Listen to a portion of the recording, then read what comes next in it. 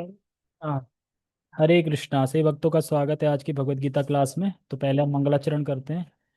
ओम अज्ञानतिमिरान्धस्य ज्ञानञ्जनशलाकया चक्षुरुन्मीलितं येन तस्मै श्रीगुरुवे नमः। श्रीचैतन्यमनोभीष्टं स्थापितं येन भूतले स्वयं रूपः कदा मह्यं ददाति स्वपदान्तिकं। वन्देऽहं श्रीगुरो श्रीयुतापदकमलं श्रीगुरून् वैष्णवांश श्रीरूपं साग्रजातं सहगणरघुनाथान्वितं तं सजीवम् साधुवेतं सावधूतं परिजनसहितं कृष्णचैतन्यदेवं श्रीराधा कृष्णपादान् सहगणललिता श्रीविशाखान्विशाञ्च। हे कृष्ण करुणा सिन्धु दीनबन्धो जगत्पते गोपेश गोपिका कान्त राधा कान्त नमस्तते। तप्त कांचन गौरांगी श्रीराधे वृंदावनेश्वरी वृषभानुसुते देवी प्रणमामि हरिप्रिये। वाञ्छाकल्पतरुभ्यश्च कृपा सिन्धुभ्य एव च पतितानां पावनेभ्यो वैष्णवेभ्यो नमो नमः। जय श्री कृष्ण चैतन्य प्रभु नित्यानंद श्री अद्वैत गदाधर श्रीवासादि गौर भक्तवृंद। हरे कृष्णा कृष्ण कृष्णा हरे हरे हरे राम राम राम हरे हरे। रामाय रामभद्राय श्री रामचंद्राय वेदसे रघुनाथाय नाथाय सीताय पते नमः। नमां विष्णुपादाय कृष्णपृष्ठाय भूतले श्रीमते भक्तिवेदान्ता स्वामिन् इति नामिने। नमस्ते सारस्वते देवे गौरवाणी प्रचारिणे निर्विशेष शून्यवादी पाश्चात्य देशतारिणे। ये गन जैसी आवाज कहाँ से आ रही है? गन चला रहा हो कोई फोन में? ठीक है। हरे कृष्णा। तो आप लोगों के लिए एक खुशखबरी है कि हमारे महाराज जी की यात्रा जा रही है हम्पी, किष्किंधा। तो आप लोगों ने कभी किष्किंधा देखा नहीं होगा, न शायद देख पाओगे। अगर आप लोगों को जाना हो तो रजिस्ट्रेशन करा सकते हो। एक व्यक्ति का 38,000 है, नहीं 3800, 3800 रुपये है। 3 दिन का, तो ज़्यादा नहीं है, 3-4 दिन का ट्रिप है। और जो 30 जनवरी 2027 से 1 फरवरी 2027 तक है, 3 दिन, 30, 31, 1। तो आप जा सकते हैं, लोग अभी से प्लान कर सकते हैं, पैसा इकट्ठा कर करके आप जा सकते हैं। इस बहाने आप गुरु महाराज का सानिध्य भी प्राप्त करेंगे। गुरु महाराज के जरिए आप देख भी लेंगे क्षेत्रों को, क्योंकि हर बार अलग अलग जाती है। 3 बार जाती है साल में। यानी एक तो फिक्स है हरिद्वार, निर्जला एक काम। और एक अभी हम्पी जा रही है। और एक अभी जा रही है, वो अहोबिलम जा रही है, अहोबिलम। तो अहोबिलम में तो ज़्यादा है थोड़ा खर्चा, तो वहाँ जा नहीं पाएंगे। लेकिन हम्पी इतना ज़्यादा नहीं है, हम्पी ठीक है। और श्री रामचंद्र की नगरी है वो, तो बहुत अच्छा है। प्रभु जी ने बोल तो दिया है कि आप लोग जाना जरूर। तो अभी हम देखते हैं, रजिस्ट्रेशन तो अभी से स्टार्ट हो गए, क्योंकि फिर फुल हो जाता है। क्योंकि वहाँ पे रहने की जो चीज़ें व्यवस्था है वो कम है, तो वहाँ पे ज़्यादा भीड़ नहीं कर सकते। 700-800 लोग बता रहे थे गुरु महाराज, ऐसी कुछ इतने लोग ही वहाँ जाएंगे। क्योंकि यहाँ पे जो 2,000-3,000 हो सकते हैं, कोई दिक्कत नहीं। लेकिन वहाँ पे थोड़ा लिमिटेड है, इसीलिए। तो जिंदगी मिली इसीलिए है कि आप स्पिरिचुअल ट्रिप कर सकें। मटेरियल ट्रिप करने की जरूरत नहीं है, स्पिरिचुअल में ही आप हर जगह घूम सकते हो, जा सकते हो। कि आपका ये शौक पूरा हो जाएगा, और आपको घूमने का बहुत शौक है। तो हमारे एक भक्त हैं जिन्हें घूमने के लिए वो कभी मना नहीं करते हैं। इस गृह तुष्ट हरि प्रभु तुष्ट हो जाते हैं जब वो कहीं घूमने जाते हैं। तो ठीक है, हम अपने श्लोक पे आते हैं। तो भगवत गीता यथारूप अध्याय 4 श्लोक क्रमांक 25। देखिए, यहां से 25 नंबर श्लोक से आप भगवान यज्ञ के बारे में बताएंगे। ब्रह्म के लिए यज्ञ, है ना। तपस्या, तपस्या का एक यज्ञ होता है। और स्वाध्याय यज्ञ होता है, तपस्या यज्ञ होता है। डिफरेंट डिफरेंट लोगों की श्रद्धा है। डिफरेंट डिफरेंट लोग हैं, और डिफरेंट डिफरेंट श्रद्धा के अनुसार उनके यज्ञ हैं। यज्ञ मतलब संतुष्ट करना किसी को। जैसे जो देवताओं की उपासना करते हैं नहीं, वो देव यज्ञ करते हैं।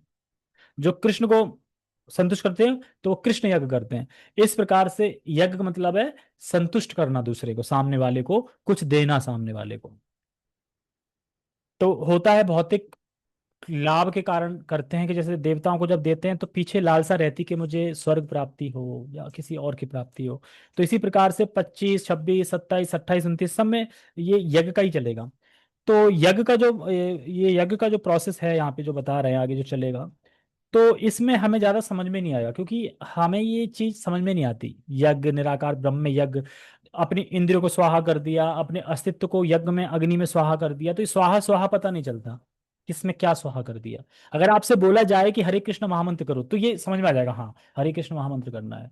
अच्छा, आपको भक्ति करनी है, ठीक है, आप कृष्ण के लिए भोग तैयार कर सकते हैं, तो ये समझ में आ जाएगा। लेकिन मैं बोलूं कि एक जो निर्विशेषवादी होते हैं, वो क्या करते हैं, वो अपने स्वरूप को ब्रह्म रूपी अग्नि यज्ञ में विलीन कर देते हैं, तो समझ में नहीं आएगा क्या विलीन कर देते हैं, कैसे विलीन कर देते हैं, तो बड़ा टफ होता है। तो इसीलिए यहाँ पे श्रीला प्रभुपाद जी दो यज्ञ बताएंगे। दो प्रकार के लोग होते हैं, एक जो देवताओं के लिए यज्ञ करते हैं, और एक जो निराकार ब्रह्म द्वारा यज्ञ करते हैं, ठीक है। यानी एक द्रव्य यज्ञ और एक ज्ञान यज्ञ। द्रव्य यज्ञ मतलब चीजों को लेके देवताओं को देते हैं, ठीक है। और ज्ञान यज्ञ मतलब जो अपने ज्ञान से, जब वो ज्ञान प्राप्त कर लेते हैं तो ज्ञान द्वारा फिर यज्ञ करते हैं, बुद्धि लगाते हैं, ज्ञान इस तरीके से। तो इस प्रकार से यहाँ पे इसके बारे में हम समझेंगे। और देखो, क्योंकि मुझे ज्यादातर ऐसे श्लोक समझ में नहीं आते हैं, तो जितना मुझे समझ में आया मैं उतना ही समझाऊंगा, और आप लोग भी उतना ही समझिए, क्योंकि ये कोई मतलब है तो सारे इंपॉर्टेंट श्लोक, लेकिन भक्ति जो कर रहा है उससे इसका कोई मतलब नहीं है। मतलब इससे ऐसा नहीं है कि इसको जब तक आप समझोगे नहीं श्लोक को तो मैं भक्ति कैसे करूंगा, नहीं। ये तो भगवान जस्ट बता रहे हैं, क्योंकि बहुत सारी विधि हैं भगवान को प्राप्त करने की, तो कैसे कैसे लोग ऊपर उठते हैं, कैसे कैसे लोगों की श्रद्धा होती है, तो इसके अकॉर्डिंगली खाली ये श्लोक बता रहे हैं। तो कुछ लोग ऐसे ही चलेंगे, कुछ श्लोक ऐसे ही चलेंगे यज्ञों के ऊपर, ठीक है, कि ब्रह्मचारी का यज्ञ अलग होता है, गृहस्थ का यज्ञ क्या होता है, ये सब चीजें बताई जाएंगी, ठीक है। तो भगवद गीता यथारूप अध्याय 4 श्लोक क्रमांक 25। देवम एवापरे यज्ञम योगिनः पर्युपासते, ब्रह्म अग्नावापरे यज्ञम यज्ञेनैवोपजुह्यति। देवम एवापरे यज्ञम योगिनः पर्युपासते, ब्रह्म अग्नावपरे यज्ञम यज्ञेनैवोपजुह्यति।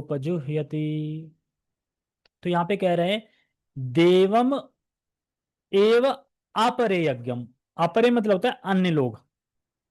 तो अन्य कौन लोग, तो पिछले श्लोक से लिंक क्या है। पिछले श्लोक में भगवान ने बताया है कि जो व्यक्ति, जो एक भक्त होता है, जो व्यक्ति होता है, वो क्या होता है, ब्रह्म कर्म समाधिना। वो जो कुछ भी कर्म करता है वो ब्रह्म के लिए करता है।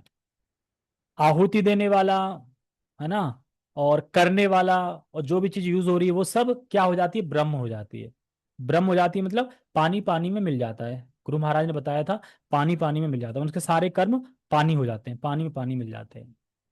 तो उसके सारे कार्य जो भी कृष्ण के लिए वो कार्य कर रहे थे वो सब कार्य ब्रह्म हो जाते हैं। पर अन्य अन्य मतलब कुछ लोग ऐसे भी हैं जो क्या करते हैं, कुछ अन्य लोग देवता का यज्ञ करते हैं। तो क्या करें, देव देवम एवं अपरे यज्ञम। तो कुछ लोग देवता का यज्ञ करते हैं। योगिनः परि उपासते, यानी परि उपासते का मतलब होता है कि इनकी बहुत श्रद्धा होती है, गाढ़ श्रद्धा होती है देवताओं में, कि भाई देवता को करना है, मैं नहीं तो देवता रूठ गए तो देवता में इनकी गाढ़ श्रद्धा होती है। तो इसीलिए ये लोग देवताओं की उपासना करते हैं। तो ये जो कर्मयोगी होते हैं वो देवता की उपासना करते हैं। तो यहाँ पे दो प्रकार के लोगों की बात हो रही है। एक तो ये हो गया जो देवताओं की उपासना करते हैं, यानी देवता का यज्ञ करते हैं। दूसरा है ब्रह्म अग्ना अवपरे यज्ञम। अवपरे मतलब कुछ अन्य लोग भी हैं जो क्या करते हैं, जो अन्य लोग हैं वो कौन है, निर्विशेष ब्रह्म। जो निर्विशेष ब्रह्म है उनकी उपासना करते हैं, यानी निर्विशेष ब्रह्म रूपी यज्ञ करते हैं। यानी ये निर्विशेष ब्रह्म है, उसकी अग्नि में यज्ञ करते हैं। निर्विशेष ब्रह्म मतलब जो भगवान का जो जो रोशनी है, भगवान का जो तेज है, उस रूपी जो अग्नि है उसमें यज्ञ करते हैं। और यज्ञ द्वारा ये क्या करते हैं, पिछले वाला तो चीजों को, वस्तुओं को इकट्ठा करके आहुति दे रहा था यज्ञ में, ये क्या करते हैं, ये खुद की ही आहुति दे देते हैं, मैंने अपने अस्तित्व की, कि भाई मैं ही आ गया हूं आपके लिए, मुझे अपना अस्तित्व समाप्त करना है, मैं इस जगत में बहुत दुखी हूं, और अब मैं बस लीन होना चाहता हूं आप में। तो एक ये ब्रह्म इस प्रकार के होता है।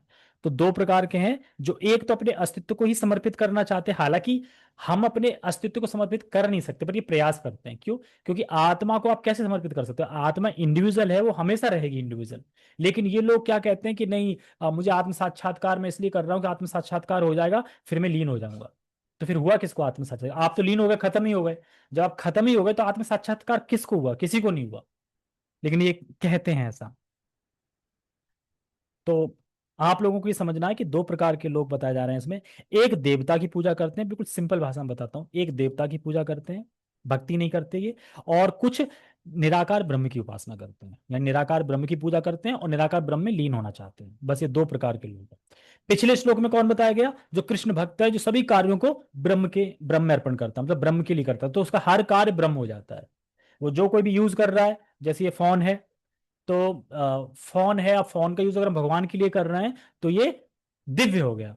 लेकिन यही यूज अगर आप अपने लिए कर रहे हैं तो फिर ये मटेरियल हो गया। तो इसी प्रकार से जब वो कृष्ण की संतुष्टि के लिए यज्ञ करता है तो सारी चीजें ब्रह्म हो जाती हैं। ये हमने पिछले श्लोक में सुना था।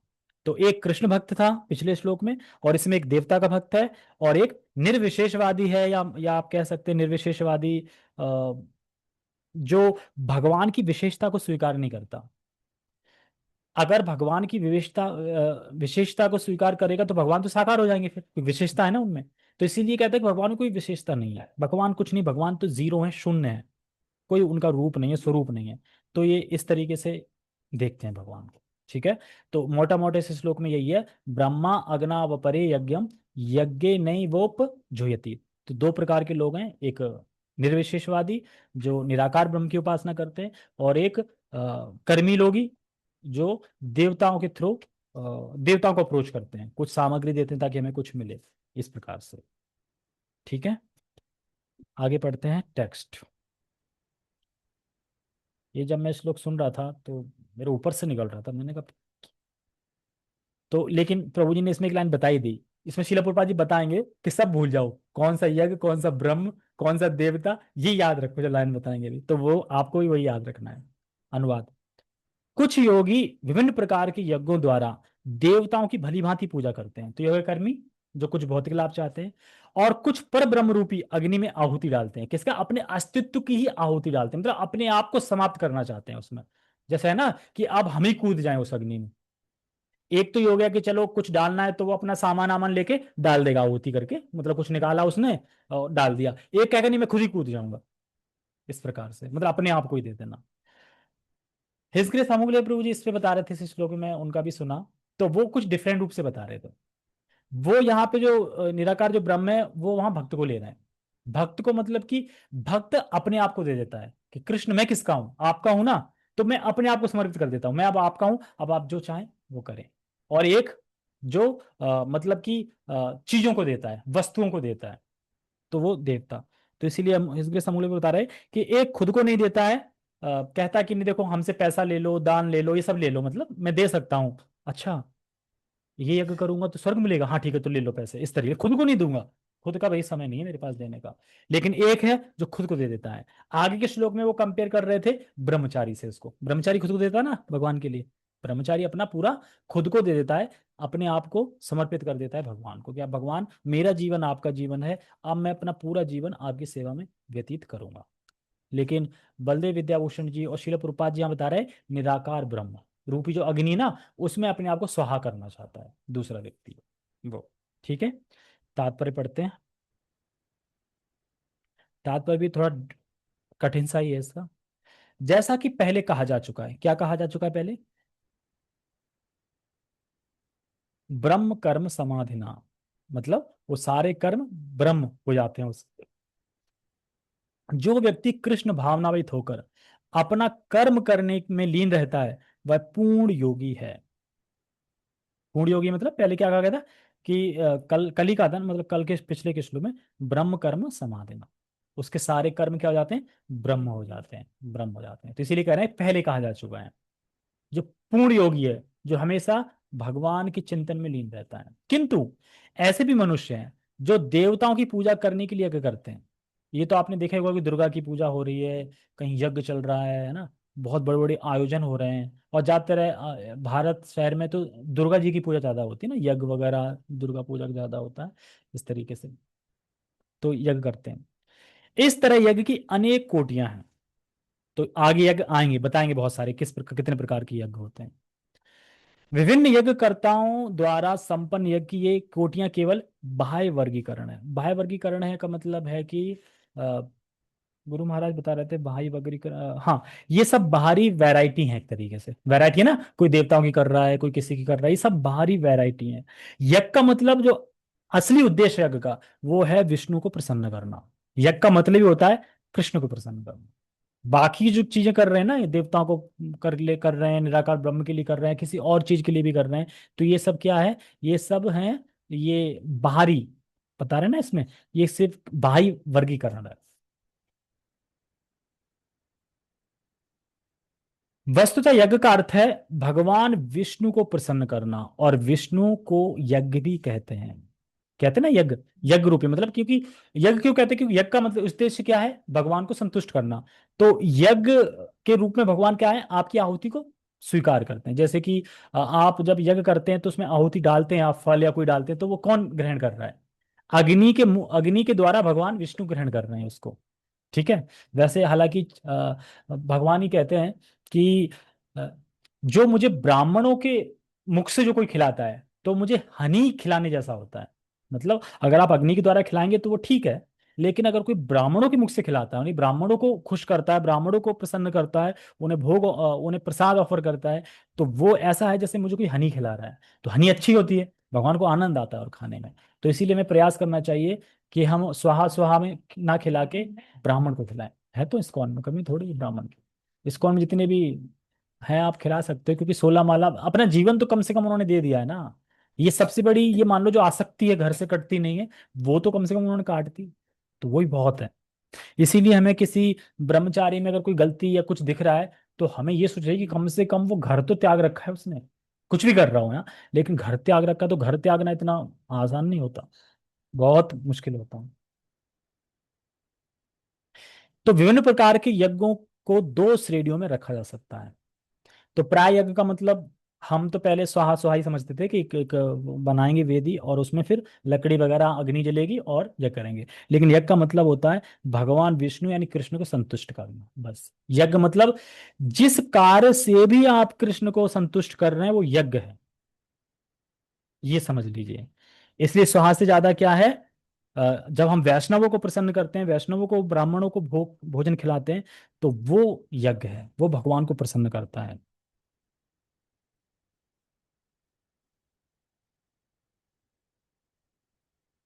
हाँ, सांसारिक द्रव्यों के लिए यज्ञ द्रव्य यज्ञ, तथा दिव्य ज्ञान के लिए किए गए यज्ञ ज्ञान यज्ञ। तो दो यज्ञ बताएं इसमें। द्रव्य यज्ञ मतलब जो वस्तुओं को इकट्ठा करके जो वस्तुओं से की जाती है, जैसे कि यज्ञ हम करते हैं तो उसमें चावल भी चाहिए, उसमें फल भी चाहिए, उसमें पुरोहित भी चाहिए, उसमें ब्राह्मण भी चाहिए, मंत्र वाले चाहिए, उसमें कलश भी चाहिए, उसमें पत्ते भी चाहिए, बहुत सारी वस्तुएं चाहिए, तो द्रव्य यज्ञ। एक होता है ज्ञान यज्ञ। अब ज्ञान यज्ञ में कोई वस्तु नहीं चाहिए, जैसे कि अभी हम क्या कर रहे हैं, ज्ञान यज्ञ। ज्ञान यज्ञ मतलब कि अगर भगवत गीता का भी आप पाठ कर रहे हैं तो ये भी ज्ञान यज्ञ है। तो ज्ञान यज्ञ श्रेष्ठ है द्रव्य यज्ञ से, ये आगे श्लोकों में बताया जाएगा कि अ, किस प्रकार से द्रव्य यज्ञ से ज्ञान यज्ञ श्रेष्ठ है। क्योंकि आप द्रव्य कहाँ ढूंढोगे, ये इकट्ठा करो वो इकट्ठा करो, भगवत गीता खोलो आप पढ़ना स्टार्ट कर दो, लो ज्ञान यज्ञ हो गया। तो इजी है, ज्ञान यज्ञ ज्यादा श्रेष्ठ है द्रव्य यज्ञ से, ये बता रहे हैं। तो इसीलिए हमें द्रव्य यज्ञ में नहीं फंस जाना चाहिए, हमें ज्ञान यज्ञ पे आना चाहिए, कम से कम ज्ञान ज्ञान यज्ञ करना चाहिए, जो हम करते हैं डेली। जो कृष्ण भावनाभावित है, उनकी सारी भौतिक संपदा परमेश्वर को प्रसन्न करने के लिए होती है। आप समझ ना रहे, एक भक्त की जितनी भी भौतिक संपदा का मतलब जितना भी धन लक्ष्मी है उसके पास, वो किस लिए है, खुद को प्रसन्न करने के लिए नहीं, कृष्ण को प्रसन्न करने के लिए। किंतु जो किसी क्षणिक भौतिक सुख की कामना करते हैं, वे इंद्र सूर्य आदि देवताओं को प्रसन्न करने के लिए अपनी भौतिक संपदा की आहुति देते हैं। तो यहाँ पे दो लोग बताए जा रहे हैं, जो कृष्ण भक्त हैं वो तो अपनी संपदा का उपयोग करते हैं भगवान के प्रसन्न करने के लिए, लेकिन जो मटेरियल जो लोग हैं, भौतिकता लोग हैं, वो संपत्ति है तो उसका यूज क्या करते हैं कि और देवताओं के लिए करते हैं, देते हैं कि ताकि हमें और इससे लाभ प्राप्त हो, हमें स्वर्ग गति प्राप्त हो, हमें पुत्र की प्राप्ति हो, हमें बहुत बढ़िया घर की प्राप्ति हो। इस प्रकार से ये लोग करते हैं। वे फिर क्या करते हैं, वे इंद्र सूर्य आदि देवताओं को प्रसन्न करने के लिए अपनी भौतिक संपदा की आहुति देते हैं। तो आहुति हो गया ना, यज्ञ हो गया। अब यज्ञ कैसे हो रहा है, ये वो नहीं हो कि कुंड बना लिया उसमें, यज्ञ मतलब बहुत सारा धन है इनके पास। अब उस धन का क्या करना है कि इंद्र को और बाकी सूर्य देवता को इनको आहुति मतलब उन पे खर्च कर रहे हैं, यहाँ अपने धन को उन पे लगा रहे हैं, तो ये हो गया आहुति देना एक तरीके से। तो इस प्रकार से कह रहे हैं कि देवता के उपासक देवता यज्ञ करते हैं, तो ये देवता का यज्ञ ऐसे है। इसीलिए यज्ञ डिफरेंट यज्ञ है यहाँ पे, जिसको आप संतुष्ट करना चाहते हो, प्रसन्न करना चाहते हो, उसको यहाँ पे यज्ञ बता रहे हैं। तो इसीलिए यहाँ पे कह रहे हैं आहुति देते हैं। आप सोच के देखो कि अगर आप भगवान को थोड़ा भी देते हो तो भगवान बदले में कितना देते हैं। मतलब एक वो थे, क्या नाम था उनका, कौशिक जी थे, कौन थे जिन्होंने सिर्फ जल दिया था भगवान को। जिन्होंने जल दिया था भगवान को, भगवान ने उनको बदले में क्या दे दिया था, इंद्र का पद दे दिया था। तो सोचो कितनी बड़ी वो है। लेकिन ये जो मूर्ख व्यक्ति हैं, जो भौतिक संपदा इंद्र सूर्य इत्यादि को देते हैं तुच्छ सी क्षणिक चीजें प्राप्त करने के लिए, जो थोड़ी देर बाद समाप्त हो जाएंगी। हालांकि इंद्र की पोस्ट भी समाप्त हो जाएगी, लेकिन भगवान की कृपा हो सकता है इंद्र से डायरेक्ट गोलोक भी चले जाए, मतलब कि ऊपर चले जाए, ऊपर के लोकों में चले जाए, नीचे उनका फॉल डाउन ना हो। तो इसीलिए यहाँ पे डिफरेंट डिफरेंट लोगों के बारे में बताया जा रहे हैं, जो अपनी श्रद्धा के अनुसार विभिन्न विभिन्न कर्म करते हैं। इसीलिए आगे के टॉपिकों में यही चलेगा कि विभिन्न विभिन्न प्रकार हैं, विभिन्न विभिन्न प्रकार के लोग विभिन्न विभिन्न प्रकार के जो कर्म यज्ञ हैं उनको करते हैं इस प्रकार से। किंतु अन्य लोग जो निर्विशेषवादी हैं, तो आप किसका टॉपिक आ गया, निर्विशेषवादी का, अभी तक चल रहा था देवताओं वाला। किंतु अन्य लोग जो निर्विशेषवादी हैं, वे निराकार ब्रह्म में अपने स्वरूप को स्वाहा कर देते हैं। अब ये समझ नहीं आता, अपने स्वरूप को स्वाहा कोई कैसे कर दे, आपका एक इंडिविजुअल स्वरूप है ना, आप कैसे उसको स्वाहा कर सकते हैं। स्वाहा करना मतलब समाप्त करना, मिल जाना उसमें। तो पता नहीं कैसे करते हैं, स्वाहा कर देते हैं। तो कहने का मतलब ये है कि ये अपने भौतिक अहंकार जो मैं है ना, मैं उसको समाप्त कर देते हैं, मैं हूं उसको समाप्त कर देते हैं। यानी भौतिक अहंकार को स्वाहा कर देते हैं। यानी ये कहते हैं कि हम ये आत्म साक्षात्कार जब हमें हो जाएगा, तो हमारी जो लास्ट जो है आत्म साक्षात्कार करना, तो हम फिर उसमें विलीन हो जाएंगे, मतलब निराकार ब्रह्म मिल जाएंगे। तो आत्म साक्षात्कार होगा किसको, जैसे आप हो आत्म साक्षात्कार करने के लिए आप कर रहे हो, भक्ति कर रहे हो, सब आगे बढ़ रहे हो, और आपका गोल क्या है कि मुझे लीन होना है, इसलिए ठीक है। अब लीन हो गए आप, तो आपका कहना है कि हम मैं समाप्त हो गया, तो आत्म साक्षात्कार किसको हुआ फिर, होगा आपको, होगा ना, अनुभव तो आपको होना चाहिए ना, आप ही नहीं रहे।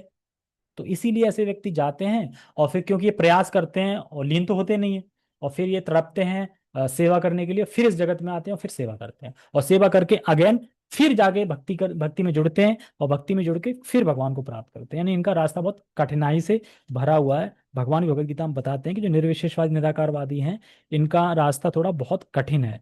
ये मुझे प्राप्त तो करते हैं, लेकिन बहुत कठिनाइयों से प्राप्त करते हैं। इसीलिए क्योंकि वहां पे रस वगैरह होता नहीं है, तो फिर ये नीचे गिरते हैं। देवतागण ऐसी शक्तिमान जीवात्मा हैं जिन्हें ब्रह्मांड को ऊष्मा प्रदान करने, जल देने तथा प्रकाशित करने जैसे भौतिक कार्यों की देख रेख के लिए परमेश्वर ने नियुक्त किया है। ये बिल्कुल इजी है समझना। जैसे कि आप गवर्नमेंट की तैयारी कर रहे हो, गवर्नमेंट जॉब के लिए आप तैयारी कर रहे हो, आपने फिर पास कर ली परीक्षा, आपने एग्जाम भी पास कर लिया, आपने फिजिकल एग्जाम पास कर लिया, जो जो चीजें सब पास कर ली। फिर क्या होगा, फिर आप एक तरीके से कर्मचारी बन जाओगे गवर्नमेंट के थ्रू। अब यानी गवर्नमेंट आपको अब शक्ति देगी, आपको पूरी वर्दी देगी, आपको स्टार देगी, आपको लाइसेंस देगी, आपको पूरा पावर देगी, फिर आप करोगे। इसी प्रकार से जो मनुष्य अच्छे से किसी ने अश्वमेध यज्ञ कर लिए, किसी ने बढ़िया से 100 जन्म वर्णाश्रम धर्म का पालन कर लिया, तो फिर ये क्वालिफाइड हो गए। फिर ये भगवान की क्या है कि भगवान फिर इनमें शक्ति प्रदान करते हैं, और शक्ति से फिर ये जो नियुक्त कर देते हैं कि आप ठीक है, आप ये सूर्यलोक संभालो, आप ये वर्षा का डिपार्ट संभालो, आप इसके ये बन जाओ। ये सब भगवान फिर नियुक्त कर देते हैं, और फिर ये अपनी अपनी कक्षा में रह के अपनी अपनी सेवा करते रहते हैं। तो ये समझना चाहिए कि इनको नौकरी पे रख कौन रहा है, कृष्णा, भगवान। तो आप मतलब किससे मांग रहे हो, जो कर्मचारी हैं उनके पीछे जा रहे हो, देवताओं के पीछे। जो मालिक है, जो रख रहा है, जो सब कुछ दे रहा है इनको, प्रोवाइड कर रहा है, उसको आप कुछ कर ही नहीं रहे हो। इसीलिए कहते हैं अब जानन्ति माम मूढ़ा, या प्रपद्यन्ते अन्य देवता, जो अन्य देवता को कहते हैं इस तरीके से। जो लोग भौतिक लाभ चाहते हैं वे वैदिक अनुष्ठानों के अनुसार विविध देवताओं की पूजा करते हैं। ऐसे लोग बहिष्वरवादी कहलाते हैं। बहिष्वरवादी का मतलब होता है, वो कहते हैं कि, भविष्यवादी वो कहते हैं बहुत सारे भगवान हैं। जिसको मान लो आप, सब स्वतंत्र हैं, सब दे सकते हैं आपको। स्वतंत्र मतलब ये अलग भगवान है, ये दे सकता है आपको, ये अलग भगवान है, ये भी दे सकता है आपको। मतलब सब भगवान है और सब स्वतंत्र है, एक दूसरे पे डिपेंड नहीं है। इनका कहने का मतलब ये होता है। आप किसी को मान लो, आप शिव को मानते हैं, ठीक है, तो शिव भगवान है, वैसे तो है भगवान शिव। आप ब्रह्मा को मानते हैं, ब्रह्मा भगवान। आप गणेश को मानते हैं, गणेश। दुर्गा को मानते हैं, दुर्गा है। सब इंडिपेंडेंट है, सब स्वतंत्र है, ऐसा कहते हैं बहिष्करवादी। किंतु जो लोग परम सत्य निर्गुण स्वरूप की पूजा करते हैं और देवताओं के स्वरूप को अनित्य मानते हैं, वे ब्रह्म की अग्नि में अपने आप की ही आहुति दे देते हैं। ये कि देवताओं को क्या मानते हैं? अनित्य। देवता मतलब कहते हैं कि अनित्य है, टेम्पररी है। और जो निर्गुण स्वरूप है वही सब कुछ है, और उसी में लीन हो जाते हैं, अपनी आहुति दे देते हैं, मतलब अपने स्वरूप को ही खत्म कर लेते हैं। और पता नहीं कैसे करते हैं। ऐसे निर्विशेषवादी परमेश्वर की दिव्य प्रकृति को समझने के लिए दार्शनिक चिंतन में अपना सारा समय लगाते हैं। मतलब क्या आत्मा है, क्या अनात्मा है, ब्रह्म क्या है, आत्मा क्या है, मतलब इसी में लगे रहते हैं। अरे भाई, अब ब्रह्म क्या है, आत्मा क्या है, इस पे टाइम वेस्ट करने से अच्छा है कि करना क्या आगे, भगवान को कैसे प्राप्त करना है, वो मतलब चिंतन में लगे रहते हैं, समय गवाते रहते हैं।